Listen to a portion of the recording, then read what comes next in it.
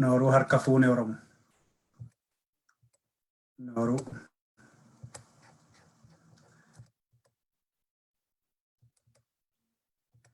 Harka fuune Oromoo attam jirtu.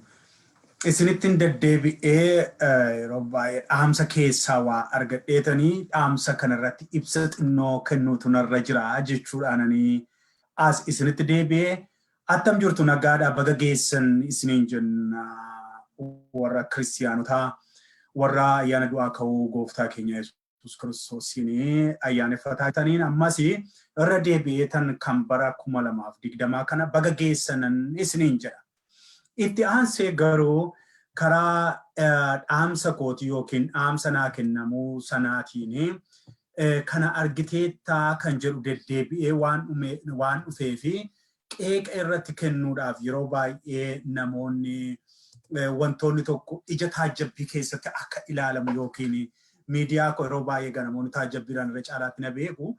Haa ta'uti garuu miidiyaa ODM jiru kan Oromoo Digital Multi Media kanaan ija kanaatiin nu ilaali dubbii qeeqa tokkotu ka'eera erga kaleessaati ati tarii ko'ommattee ta'ee hin beekuu naan jedhaniitu keessattuu qeeqa dhimma barreeffamaa warri teelee kun Happy Easter jedhanii barreessan kanaa irratti qeeqa jabaatu ka'e kan isaan meesejii namatti erganii qeeqa kana nama kaachisan keessaa immoo tokko aktiivistii keessan kanadha waa'ee akkaataa isaanitti qeeqa kana yookaan teekstii kana ergan baga hundumti keessanuu guyyaa dukkanaa kana keessa yeroo rakkistuu kana keessatti isa dukkanatti nu ceesse guyyaa du'aa ka'uu gooftaa Yesuus Kiristoosiin kan jedhu kana ilaalchisee qeeqa Jawaar kaase sanaa kan Jawaar kaase kun asirra sinii kaa'eeraa fuula Facebook isaarraa sidhattanii ilaaluu dandeessu akkuma saampiliirumaaf ragaadhaaf anas sinii kaa'ee isa kana dhaabbanni kee akkamittiin ilaala warra naan jettanii fi akkatti dhaabbanni koo ilaalu yookiin akkatti akka beekanitti ilaalu dhimma kana isinii ibsuudhaafan iddoo kana jira amma tole. Waan amantii kana keessumattuu waan sensitive ta'e kana warri Itiyoo Telecom warri meesejii kana guutummaatti erganii sana ani akka kootti anis qeeqa mataa kootii nan qaba. Akka nama amantii sana hordofuuttis ta'ee ani amantii guyyaa kabajannaa kana amantiin koo hin hordofaa amantii Pirootestaantiin hordofaa.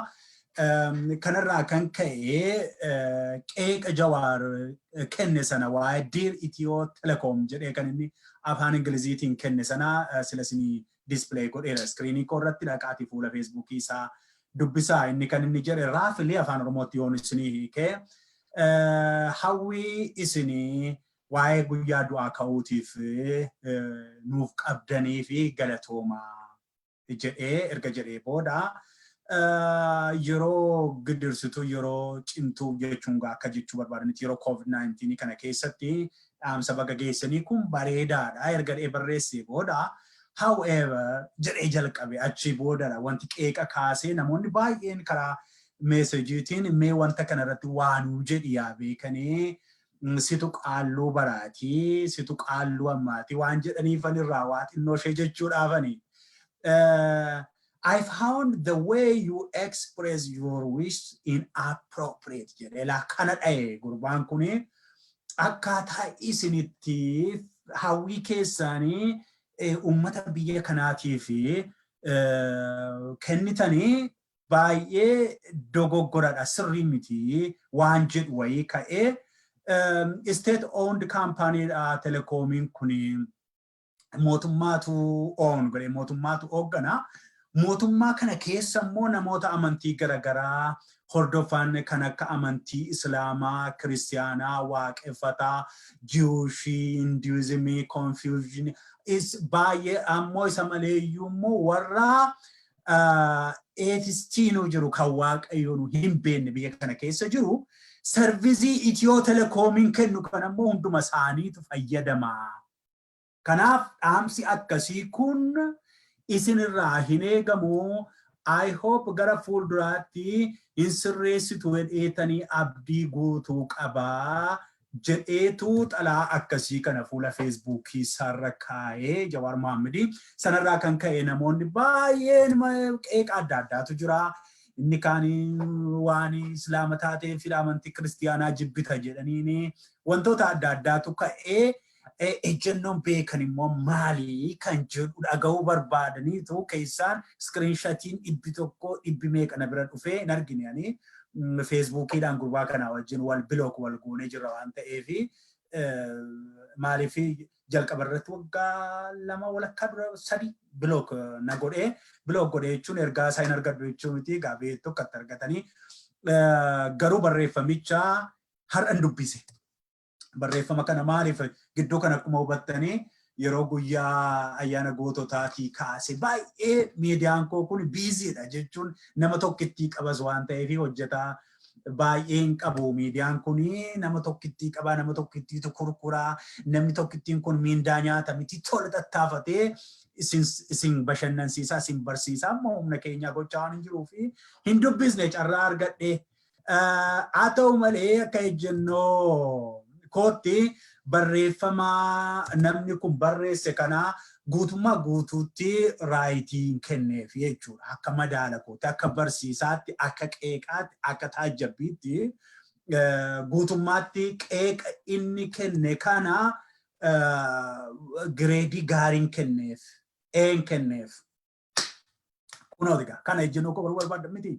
Kana immoo yeroon jedhu immoo sababaa wajjin malee ee kennee bii kenneefi miti. Barataan iyyuu yeroo namatti dhuftu akkamittan si argadhe yeroo isheenu jettu gatteenyeetu la akkasittiin kana dogoggortee eksiin kana kan akkasittiin hin ibsine jenneetu miti barsiisaa yuunivarsiitii miti beekan kun as ergan dhufellee state yuunivarsiitii tokko waggaa tokko qofan barsiisee ergasii arganne akka biyyaa dhaabbata barsiisaa tener jedhama biyya kanatti inni cimaadha achirra gahuun egaa hojiin biyya kana isa boodatti deebina mata duree miti kun amma.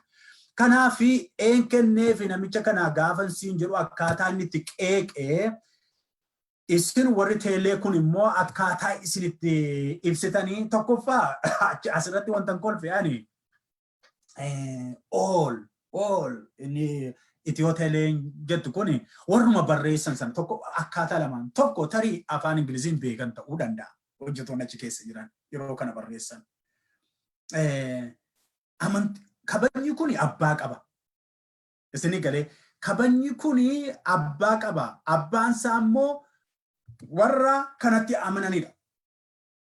Warra kitaaba qulqulluutti amananiifidha. Dhaamsi kun kan dhaqu. Happy Eastern kun malee walumaa galatti isaa jaarraa 100 oliif anatu amantiin biyya kanaa tokkicha jettee isa sirni milinik nurra tuulaa turte. Christian Kingdom isaanii sana Itoophiyaa ye Christian Desseetii sanaanii fuudhanii all jedhanii amantii hundumaa walitti cafaqanii waaqeffataas Kiristiyaanas Islaamas walitti cafaqanii afaan Ingilizii akkasii boxa akkasiitiin bagageessanii jechuudha. Baay'ee nama ajaa'iba. Tokkoffaa afaan Ingilizii fayyadamuun ishee mataansaa warri teelee kun tokkoffaa uummanni kun afaan Ingilizii afaan biyya Itoophiyaa miti. Ankanatu na aarsa yeroo hundumaa waa'ee afaanii keessatti barataa linguistiksiiti wanti na aarsu isa namni munaagduudha. Itoophiyaan utuu afaan Ingilizii afaan hojii godhatte ani nan gammada. Impaayirri sun afaan jaraa sanarra dhugaa. Erga ta'e immoo biyya sana tajaajilti yoo ta'e immoo afaan gurguddaan 2 jira yoo xinnaate 3 jira. Afaan Oromoo jira, afaan Amaaraa jira. Afaan kanaan hin dabarfatanii tokko isa. Isa kana ittiin xumne Jawaar itti guuttadhu isa kana afaan jalattiin ittiin barreessite mataansaa eeksii kenniif atis afaan Ingiliziitiin koomentii kennuun kee waan jara Ingiliziidhaan barreessite malee sin barbaachisu ture. Uummata Itoophiyaa keessa afaan hojii miti afaan Ingilizii callistanii garboomtanii warri diyaaspooraa ala kana Ingiliffa kana faranjirra fudhatata gootanii bartanii dhaxxanii achirratti si munaagiinaa uummata irratti. Uummatichi afaan kan saatii qaba. Oftaa akka Chaayinaan afaan isheetiin of taate waan gootu hunda afaan isheetiin wannoo geetu developmentiin achi keessaa baati dura afaan kee dursi Jawaar. Abiy Ahmed iyyuu nargita miti afaan Ingilizii, afaan Oromoo, afaan Amaaraa akka ittiin barreessan miti Facebook isaarratti. Atis yookiin afaan Oromootti makii barreessi jarri afaan Ingiliziitiin xibaarteef atis afaan Ingiliziitiin deebiin kenniin. Haali faranjii tajaajilaa jirtuusin biyya sana keessa. Oromoodhaa warra Habashoota kana miti kanaaf afaan jarri dandeessuun godhaa. Kun koomentii kooti. Kana fudhadhaa itti dabaladhaa kan isin tuqneedha kun. Walii galarratti garuu yaada ati kennite jawwe yaada ati kennite fudheera. Maaliif akkasii gooti beektaa jarattiin durii kaatee achi teelee ishee keessas kan jirtu eewda beektaa jarattii jara warra Habashaa sana. Amantii koof anaaf amantii koof gaarii barreessan ilaa ammas akka dhuunfaatti komiin qabu isaan jechuun baga geessan jechuun an waa tokko komiin qabu gama kootiin garuu siyaasadha dubbii sana jala jirtu namitti na dhagaye siyaasa jaarraa tokko oliif amantii islaamaa hin kabanye biyya sana keessatti quraana yoo jedhame islaama yoo jedhame sammuu namootaa keessa kan jiru kan nama qalu kan nama ajjeesu kan biyya diigu gootee impaayirri nafxanyaa sun akka itti hubatte waan ta'eef amma isumarra jiru amantii isaanii malee amantii kiristiyaanaa malee amantiin biraa akka dubbatamu barbaadan. Kanaaf bari amantiin waaqeffannaa biyya sana keessatti iddoo dhabee indigenous religion kun even indigenous African religion amantiin waaqeffannaa Oromoo amantiin guddaan kun impaayira sana keessatti iddoo dhabee kan inni rakkataa jiru maal akka ta'e sii galee jawwe dubbiinsaa jarattiitu jara warra bugaadha bari beekee. Waggaa 150 amantii ishee sirratti exercise gochaa turte bar. Gaarreen ati biyya umugaati dhalattee dabalatee achi gooda biyya nuqumbaa biyya gooticha Oromoo beekan gulummaan na dabalatee gaara hundumarratti maal ijaarte beektaa jarri bataskaana ijaarte. Achi booda afaan nuti geeraru jalqabde afaan Oromoon hin beekneen. Gi'izii kana munaagde sii galee beektaa. Sirna kana dabar Itiyoo telekoomii keessa isheen jirtu gaa kana keessa kan hojjettu jawwe. Warra sanadha hin daguugamne biyyi sun federaalli akka jirutti federaala sana keessa jirattiitu jira persentii 90 ol. Argite Oromoon qulqulluun amantii kana waaqeffatu. Oromoo qulqulluun amantii kana hordofu hojjetoota achii miti hin jirani ariiteetti. Siigaleera. Isa immoo eenyutu aree beektaa namicha ati Mineesotaatti welcome jettee goobsite laa nama kana. Nama kana tokko itti laata. Siigaleera gurbatti fuguriinadha. Siigaleera wanta ati gochaa jirtus. Argite namitti ati hidhii gaditti wannoo gootee as Mineesotaatti simattee mootummaa kana malee hin qabnu bakka biyya kana malee hin qabnu biyyi kana biyyi kan maaloo fa'isaati jechaa turteetu Itiyoo telekoomii keessatti sirratti munaaksisaa jira.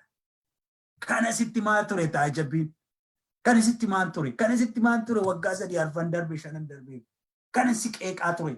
Kun akka dhufu nan beeka. Biyyichi biyya Islaama sigalee biyyichi biyya waaqeffataa biyyichi biyya kiristaana equilibrium isaa eegee walqixxummaan eegee bulchu miti biyya sabaaf sablammii miti bara.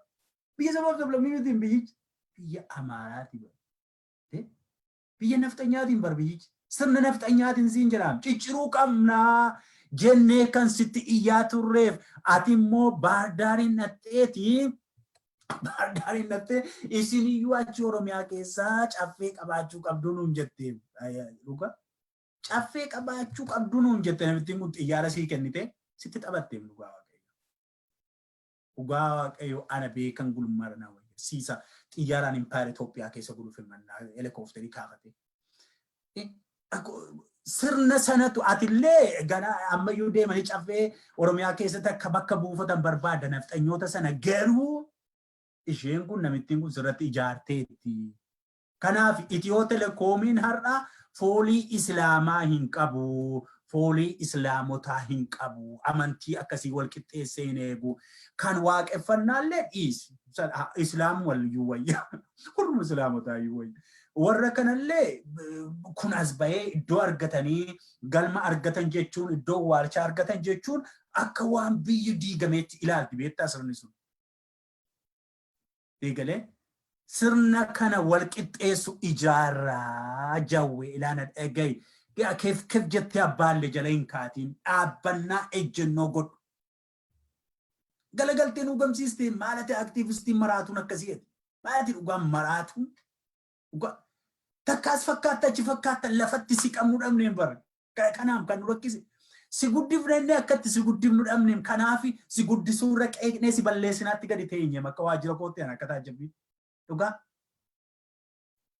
iddootiin qabamtu har'a yoo deebite iftaan iddoo biraa jirta xawwal wallee inni jedhee maqaa gam godhee si kenneef kanaaf xawwal wallee jechuun hin qabamtu takka mana habashaattan si argamu takka mana abiitti si argatta takka mana biraan aggattan si argatta tarii neecharii siyaasaa ta'uu danda'a siyaasumatu akka itti hojjeta ta'uu danda'a anaan na dide naa fudhatu oromochi qulqulluu oromtichaaf hin fudhatamu waan akkasii kun kanaaf qeeqa kee sii fudheera qeeqa kee ture chaarjetti yoo sii guddiseera sirrii qeeqte sirrii qeeqte garuu sirna sana attamitti ciirraa attamitti ganna akkamitti kokkunnee gannee biyya amantii hundumaa qixa kabajju akka biyya ati keessa turte kana biyya waggaa 17 ama biyya Ameerikaa kana jawwe biyya Ameerikaa kana siin jira biyya Ameerikaa kana keessatti waan barbaade ati argiteetta miti anis keessa hin jira miti kiristiyaanis bilisa ta'e islaamnis bilisummaadhaan kan waaqan beeknes saateetis teettu sana kan waaqan beekne barattoonni asii na mudatanii kolfaan du'eera guyyaa tokko waaqayyumatu na gargaaree naan himma was God naan bachi booda maal eenyutu si uumee naan filosoofii biraa keessa gale hin jiraatu saanu waaqan beekan takka dhimma kee waa'ee waaqayyoo kan itti dubbattu hin beekan nuti warri Afrikaa dhumne warri keessumattuu Oromoon waaqaan bula waaqa sodaata. Regardless Islaamas haa ta'u, Kiristiyaanas haa ta'u, waaqeffatas haa ta'u, waaqa waan jedhamu tokko super power kan ta'e tokko akkas uumeen amana. Beekan nama akkasiiti amma. Ani hin beeku malee ati xinnoo amantii kanas hin soofne. Egaa biyyi suni sana kabajuu diddee. Biyyi sun biyya foobiyaan Islaamaa irratti dagaagedha. Argitee Islaamonni sirna wayyaanee keessatti akkamitti akka isaan dararamaa turan quba qabda miti akkamitti akka mallasaan fa'a akkamittiin akka sirni wayyaanee maqaa kiristiyaanaa warri Islaamaa kunii maaloon irratti ijaaramuu fi ICC xiqqeeyyoodha ittiin deemtee mallasaan maallaqa biliyoona miliyoonaan warra wisternii kanarraa guurrattee ittiin ilmaan Oromoo buloota kee cafa akka isheen turte cicciraa akka isheen turte quba qabda miti. Har'as kanumatti jira namichi kee kunis kanumatti jira namichi kee kun amantii koo hordofa akka amantiitti hojiin isaa garuu farra eegale farra amantiittis fayyadamee hojii hojjechuu barbaada maaliif nafxanyaa jalaa bahee waa gochuu hin danda'u nafxanyaadha kan maallaqa kaffaluuf jiru ilaabbaatas kaanaa baa kan isa deeggaru namicha tiriliyoonaan baa humna qabu humna jira bara mana amantii keessa hin gowwoomin keessumattuu warra Pirotestaantii miti warra Pirotestaantii warra akkaan kooti sun hiyyeettiidha biyya sana keessatti warra durii ka'e waggaa 100 ol achi keessatti amantii qabu sun qabeenyaanis garuu gaarummaa kee waan ansii jaje warra akka lubaa Balaayee Makonnon fa'aa kana warra Oromoo jajjabeessan kana ofitti gara OMN itti fidaartaa jabaadhu guddaa itti akkasii taajjabii. Maaliifi isaaniin qabannee sirna sana sirna waggaa 100 fi wayinurra ture sana laaffisuu dandeenya. Laaffisnee biyya sabaa fi sablammii amantii hundaa walitti haguuggattee akka haadhaatti baattee deemtu walqixxummaa isaanii eegdu biyya akkasii biyya Oromiyaa biyya guddaa ijaaruuf jenna. Jabaadhu sirratti hojjetu. Yoo ati sirratti hojjette si gargaara. Yoo ati isa dhiistee akkuma kee kaleessaas buutee achi buutee maal gootee wannoo itti ta'e immoo si balleessina. Waaqni Oromoo si balleessa. Hin badda. Sabiinsaa qabsoon Oromoo dhiiga miliyoonota dhiiga kumaatamaatiinidha. As dhufe waan ta'eef irratti baacuu hin dandeenyu. Waan isaan wareegamaniif, waan isaan du'aniif xumura itti gochuu qabna. Hamma dandeenyu. ala fagoo dhiyoodha waan hojjennu qabna hundi keenya iyyuu hojii hiranne waan hojjennu qabna jabaan eegale kanaachi akka kalee hin sodaatin kana booda namicha kana hin sodaatin waan tokko jara hin sodaatin yoo jabaatteeti gara Oromoo qorti Oromoon si wajjin jira hin sodaatin namitti yaa tokko biyyoota hin fudhanna hin yaaddain waggaa dhiyoo keessatti impaara sana hin dhuunfanna hin yaaddain hundumtuu Oromoon fixateera barnamicha kanarraa kutatee biyya deemeera. Kanaaf hin sodaatiniiti koomentii ati har'a kennitee gireedii sii kenneera. Egaan daawwattoota keenya ilaalchi ani qabu gama Itiyoo Telekoom barreeffama meesejii erge sanaatiin dogoggora guutuudha. Dogoggoradha. Akka walii galaatti dogoggoradha. Kun immoo maddi dogoggora sanaa immoo sirnadha. Poolisiidha. Imaammata irratti dudubbataa tureera. Imaammata sirna saba keetiif ta'u sirna saba hundumaatiif walqixa tajaajilu lafa dhaabi. Dan warri political organization kanarratti hojjedha. Kanarratti hojjedha. Isa wayyaaneen nuti xibaaraa turte Islaamni akkasii godhaa, Kiristiyaanni akkasii godhaa sana bira darbaatu uffadhaa kun just childish amma darbeera kun siyaasni akkasii darbeera. Amma namni hundumtuu amantii barbaade hordofee biyya guddaa tokko waliin qabaachuu hin danda'a. Wal kabajee, wal qixxummaan isaa eegame akka biyyattii jira kana. Asitti Islaama ta'uu keef namni si dabarsee jiru beekaa biyya kanatti. Bilisa ta'anii waaqeffatu. Kiristaana ta'uufis keessa waaqan beeku wattis hin danda'amu. Seexanan barbaadaa jedhanii manni seexana sagadan jira isteetii koo kana keessa hin danda'amu. Mirga. Garuu Constitutionii jara violate gochuun seeduma. Constitutionii isaanii bareedaadha. Seeraa fi heerri biyyichaa. Amantii kana qabaatteef kanarratti dhiibbaa gochuu hin dandeessu. Sana barbaanna barre. Impaara Itoophiyaa keessatti yookiin Oromiyaa keessa biyya Oromiyaa keessatti ani kan hin hawwu amantiin kosa haa jiraatu. Amantiin keessa haa jiraatu. Amantiin isa sanaas haa jiraatu. Waliin dhufnee garuu aniif tokko taanee biyya tokko qabaachuu hin dandeenye. Biyya nama hundumaaf nagaa, biyya dhaloota hin najjeesne, biyya dhaloota hin xuuxne. Amma bari impaarichi ilmaan keenya xuuxe bara. Dhiiga ilmaan keenyaatiin furdate bara impaari Itoophiyaa. Dhiiga qaqaaleewwan keenyaatiin gabbateetu inni gabbate sun immoo coomeetu jawwe. Inni gabbate sun immoo coomeetu socho'uu dideetu nu jalaachisi dadhabe beektaa. Kanarratti hojjechuu qabna. Ciisteen coominatis hojjedhu halkanii guyyaa. Halkanii guyyaa hojjedhaa. Warri biyya jirtan hojjedhaa. Warri ala jirtan hojjedhaa. Walitti haa dhufamu. Neetwoorkiin haa ijaaramu. Sabni haa ijaaramu. Biyya walqixxummaa tokko fiduudhaaf hojjechuu qabna. Kanaaf amantiin biyya sana keessatti egaa kana fakkaataa. Rakkinni isaa rakkina salphaa miti rakkina sirnaati waan ta'eef Itiyoo Telekoomiin komatiin baay'ee isaa Itiyoo Telekoomii representation achiin qabnu Oromoo miti. Oromoon hin kaffala malee maallaqa gashaafi malee abbummaa irratti hin qabu. Kanaaf hamma abbaa taanutti hamma biyya abbaa qabu fidannutti jabaadhu qabsooti.